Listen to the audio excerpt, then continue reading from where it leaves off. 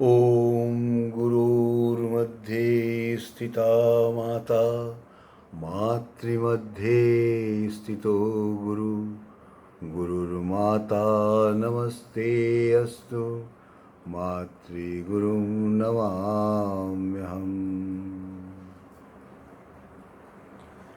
हरे नाम हरे नामैव केवलम् कलौ नास्तेभ्य गतिरन्यथा। भक्तगण सादर प्रणाम। आज के चर्चा का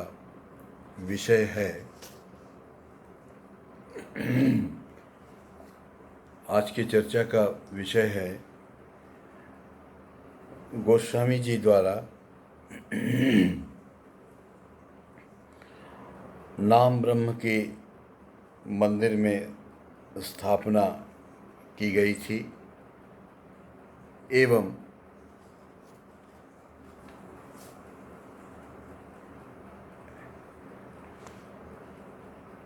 एक नानक शाही पंथी महात्मा का विवरण प्रधान शिक्षक कृपानाथ मजुमदार द्वारा एक दिन गोस्वामी जी से किया। फिर सुनिए गोस्वामी जी ने क्या उत्तर दिया। स्वस्थ हो जाने पर गोस्वामी जी ने निद्रा पूर्ण रूप से त्याग दी। केवल शेष रात्रि में लगभग आधा घंटा ही शरीर को आराम देने के लिए वे लेटते थे। दरभंगा स्कूल के प्रधान शिक्षक कृपानाथ मजुमदार एक दिन गुरु दर्शन हेतु आए। उन्हें देखकर गोस्वामी जी ने पूछा, पौष माह में तुम्हारी क्या किसी महात्मा से भेंट हुई थी? गोस्वामी जी के प्रश्न से विस्मित होकर कृपानाथ ने कहा, हाँ हुई थी। एक दिन स्कूल के कुछ विद्यार्थियों ने आकर कहा, नानक शाही राजा राम बाबा के समाधि मठ में एक महात्मा जी आप लोगों के संबंध में पूछताछ कर रहे हैं। हम चारों गुरु भाई उसी समय उनके पास पहुँचे। उन्होंने हमें आशीर्वाद देकर कहा, आप लोग सद्गुरु आश्रित हैं। आप लोगों को देखकर पवित्र हुआ। उनकी बातों से हम बहुत विस्मित व प्रभावित हुए। हमने उन्हें निमंत्रण देकर ब्रह्म समाज के मंदिर में उपदेश देने हेतु विनती की। यथा समय में वे ब्रह्म समाज आए। वहाँ प्रवचन देते हुए उन्होंने कहा, तृणार्थ व्यक्ति कूप, तड़ाग या सरोवर में जाकर अपनी तृष्णा मिटाते हैं। यदि कोई ऐसा सोचे कि मैं दूसरों के जलाशय में जलपान नहीं करूँगा, स्वयं सरोवर तैयार कर अपनी तृष्णा मिटाऊँगा, तो निर्बोध व्यक्ति की यह चेष्टा कभी भी सफल नहीं होती।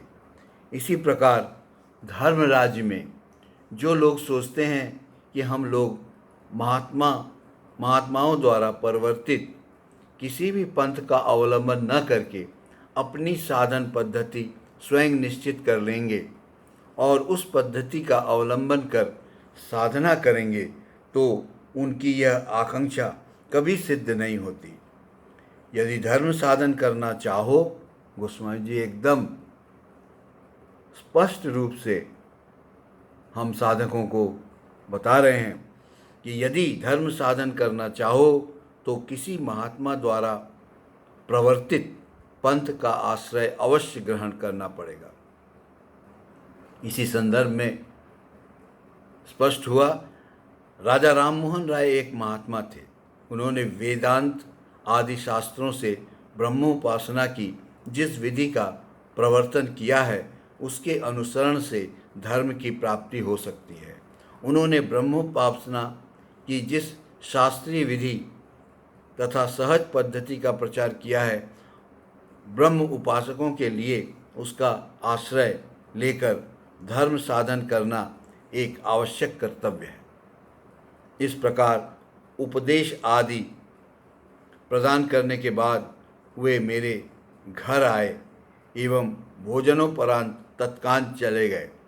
हम लोगों ने उनसे कुछ दिन और रहने की विनती की थी। जाते समय उन्होंने कहा, मैं तो स्वाधीन नहीं हूँ, गुरुदेव के आदेशानुसार मुझे चलना पड़ता है। पुरी जाने का आदेश हुआ है, अतः मैं यहाँ क्षण मात्र भी नहीं रुक सकता। ऐसा कहकर वे चले गए। गोस्वामी जी ने आनंद व्यक्त करते हुए कहा, वे मेरे गुरुदेव थे, उन्होंने कृपापूर्वक आप लोगों को दर्शन दिया। 30 जुलाई सन 1891 1891 ईस्वी को दोपहर के बाद भोजन के बाद गोस्वामी जी ध्यानस्थ बैठे हुए थे। अचानक वे कहने लगे, आहा, क्या सुंदर सोने का रथ है, धन्य धन्य है। पीतवर्णी कितने प्रतीक व ध्वजाएं उड़ रही हैं। आज सद्गुणों के सागर विद्यासागर को लेकर सभी आनंद मनाते हुए आकाश पथ से जा रहे हैं। महापुरुष आज स्वर्ग जा रहे हैं। हरि बोल हरि बोल। यह कहकर वे पुनः ध्यानस्थ हो गए। थोड़ी देर के बाद समाचार मिला कि ईश्वर चंद्र विद्यासागर का कलकत्ता में देहावसान हो गया है। स्कूल कॉलेज सब बंद हो गए हैं। ढाका में बैठे हुए गोस्वामी जी की उक्त वाणी सुनकर सभी विस्मित हो गए। अतः आइए अब हम सब मिलकर कीर्तन करें और आनंद को प्राप्त करें।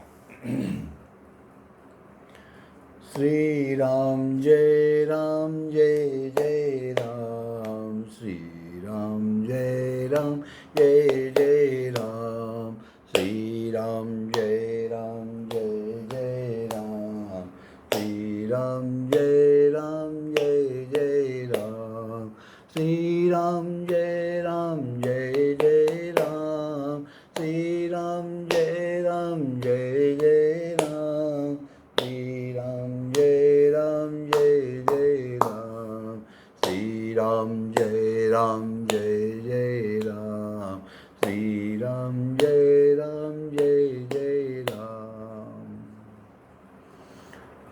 भक्तगण, मैं आपसे आग्रह करूँगा कि गोस्वामी जी द्वारा दिया गया ये 7 उपदेश अपनी जीवनचर्या में मिला लीजिए और इसको पालन करने की कोशिश कीजिए। बहुत आनंद आएगा। बहुत सारी बाधाएं अपने आप ही कट जाएंगी अगर इन 5-7 उपदेशों को ध्यान में रखकर आप करते रहते हैं। पहला उपदेश, ऐसा दिन नहीं रहेगा। यह एक मैनेजमेंट का भी बहुत बड़ा सूत्र है। यह अवसान, डिप्रेशन को निकालने का भी बहुत बड़ा सूत्र है। ऐसा दिन नहीं रहेगा, अर्थात आज जो है, अगर हम आज दुखी हैं तो यह दिन नहीं रहेगा। 2 दिन, 4 दिन, 7 दिन के बाद चला जाएगा और सुख अवश्य आएगा। दूसरा, मन में यह विश्वास करिए, गुरु कृपा ही केवलम, केवल गुरु कृपा से ही सब कुछ हो रहा है। धीरे धीरे आप यह जान लेंगे कि आप कुछ नहीं करते हैं, गुरु कृपा से ही सब कुछ होता है। तीसरा, हमेशा अवसाद से बचने के लिए, हमेशा शक्ति को संचारित करने के लिए हमेशा आप प्रभु से कहिए, हे प्रभु, तेरी इच्छा ही पूर्ण हो। चौथा, रोज प्रातःकाल उठ करके यह मन में संकल्प करिए, मैं पूर्ण रूप से स्वस्थ हूँ, मैं पूर्ण रूप से गुरु कृपा से स्वस्थ हूँ। पांचवा, परमात्मा हर क्षण मेरे साथ है। कभी भी कहीं भी जाइए, हमेशा ये याद करते रहिए कि परमात्मा हर क्षण मेरे साथ है। नाम जप निरंतर करते रहना है। छठवां और सातवां, कठिन समय में नाम का स्मरण ही उद्धार का एकमात्र उपाय है। कर्म के लिए नाम जप, पाठ और कीर्तन, यही हमारा दिनचर्या है। जय श्री राम।